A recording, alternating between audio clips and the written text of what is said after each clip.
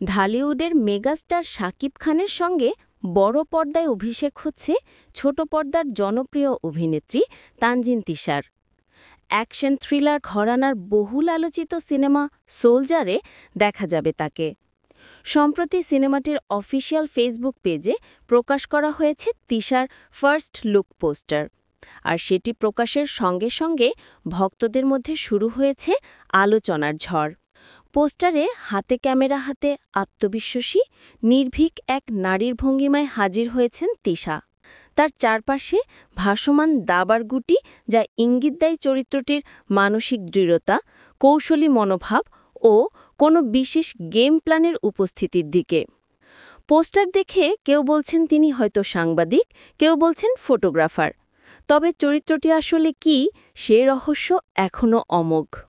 First look প্রকাশের আগে কোনো ধরনের ঘোষণা না থাকায় দর্শকদের প্রতিক্রিয়াও এসেছে মিশ্রভাবে। তবুও একটি বিষয় পরিষ্কার, সিনেমাটি নিয়ে কৌতূহল এখন তুঙ্গে। Sun Music and Motion Pictures Limited প্রযোজিত সোলজার পরিচালনা করছেন সাকিব ফাহাদ। দেশপ্রেম নির্ভর গল্পে নির্মিত এই ছবিটি সম্পর্কে তিনি বলেন, আমরা আমাদের বেস্ট এফোর্ট দিচ্ছি যাতে গল্পটা ঠিকভাবে দর্শকের কাছে পৌঁছে দিতে পারি। গল্পের থিম নিয়ে একটি গ্লিম্পস বানিয়েছি যাতে মানুষ বুঝতে পারে আমরা কি বলতে চাই। এই গল্পটা আসলে একজন সাধারণ মানুষের চিৎকার, যা বর্তমান সময়ের সেন্টিমেন্টকেও ধারণ করে।